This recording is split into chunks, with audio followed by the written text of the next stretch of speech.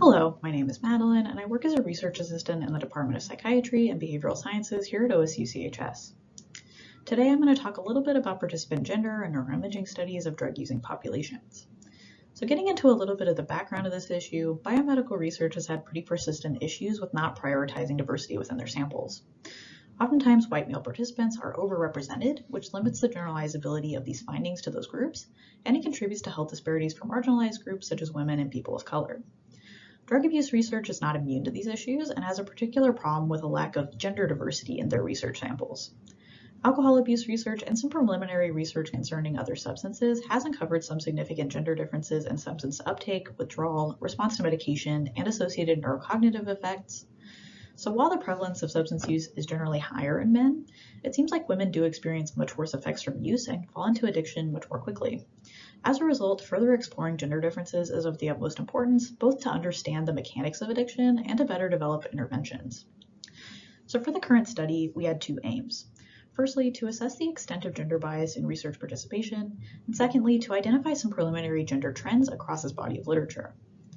So moving into the methods, to achieve those aims, we performed a systematic review of imaging-based drug abuse research. An initial search was conducted across 3 databases in the spring of 2023 using a series of broad search strings. Relevant articles were screened and subsequently extracted from in a mass duplicate fashion, with articles being removed as needed. This essentially means that articles were reviewed independently by 2 researchers, with discrepancies being resolved through discussion, or a 3rd researcher depending on the stage of the review. Our procedures were in accordance with the PRISMA guidelines. So moving into results, in the end, 154 studies met the inclusion criteria, and we found that significant gender disparities do exist in neuroimaging-based drug use research participation. So looking at the pie chart in the center of the poster, we found that while most studies did include some women, but when we looked at the actual numbers and proportions, we found that only 22.77% of participants were female. Shockingly, nearly a quarter of the studies did not include any female participants at all. And looking at the study's gender proportions, we decided to emphasize roughly equal or higher proportions of female participants, which was operationalized as women constituting at least 40% of the samples. Studies that met this criteria are displayed in red in the bar graph in the center of the poster.